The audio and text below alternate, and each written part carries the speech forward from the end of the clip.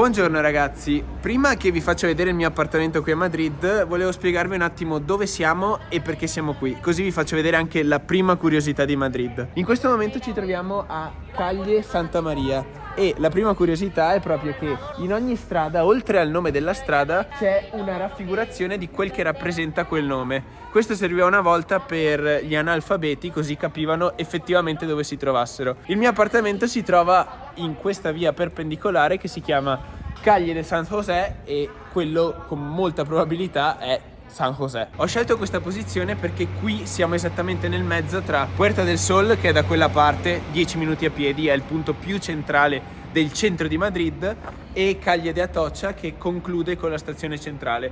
Anche dalla stazione centrale siamo più o meno a 10 minuti. E tra l'altro il parcheggio dove ho piazzato la mia macchina è proprio qui a 5 minuti. Ora andiamo dentro che c'è un po' meno di casino, così vi spiego perché siamo qui, perché ho la macchina, cosa sto facendo.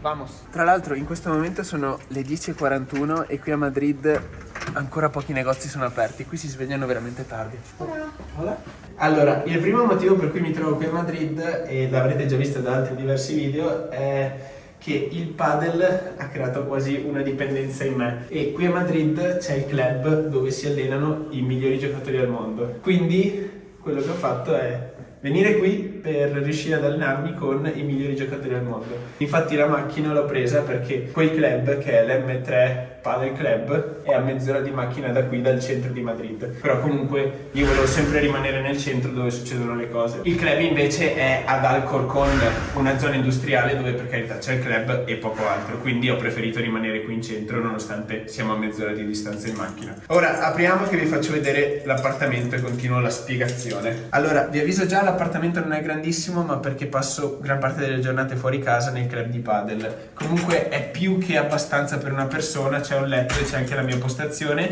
che tra l'altro diciamo ho riarredato un po' io perché ho spostato tutti i mobili per questo tavolo, non era per nulla qui. Qui sono riuscito a ricreare la mia postazione provvisoria, infatti la mattina lavoro, poi vado a giocare a padel e poi la sera torno a lavorare. Questo tavolo in realtà era nel mezzo della stanza e tipo le sedie non so più dove ficcarmele, e questo tavolino qui che uso come tavolo dove mangio, anche se in realtà a pranzo mangio nel club di padel e la sera mangio qualche spizzico al volo o cerco di andare fuori, così provo qualcosa della cultura culinaria di Madrid. Qui comunque abbiamo un piccolo cucinino che in realtà è più utilizzato per la macchinetta del caffè, però comunque nel caso del bisogno c'è, un paio di paste le ho fatte comunque. Qui sempre pronto c'è lo zaino con le varie racchette di padel che pian piano vi spiegherò nei diversi video, se vi iscrivete e continuate a seguirmi. Qui abbiamo un bel divano che probabilmente avrete già visto in un paio di video, infatti la mia postazione video è questa.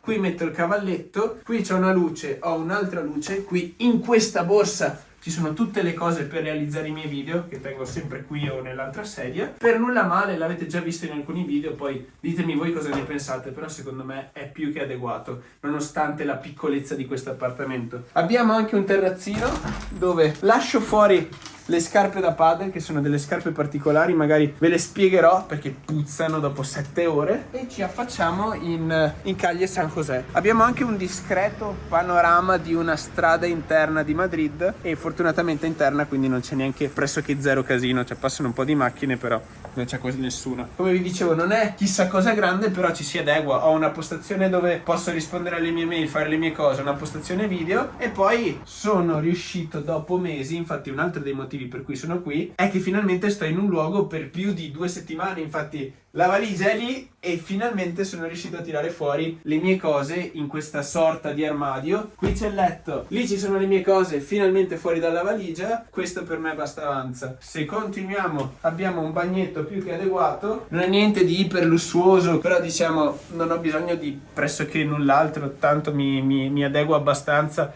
dato che comunque l'importante è giocare a padel in questo momento. Lo so, sono un po' drogato. Chiudiamo qui.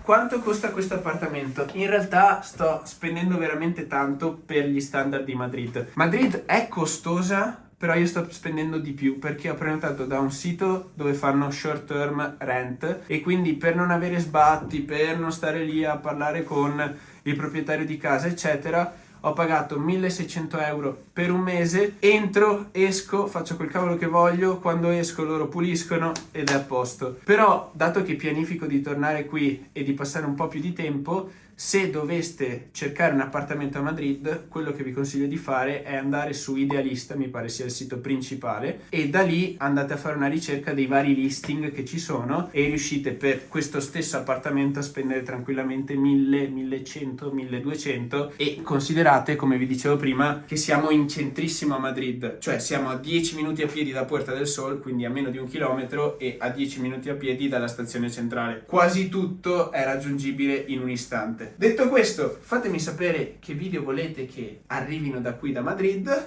Io continuerò ad allenarmi a padel, magari se qualcuno vuole sfidarmi in Italia scrivetevi e organizziamo qualcosa. E detto questo, iscrivetevi al canale se non volete perdere nessun altro video, e noi qui dentro si sta un po' meglio, fuori ci sono 8 gradi, a Madrid comunque fa freddo. Ci vediamo alla prossima avventura. Ciao a tutti ragazzi.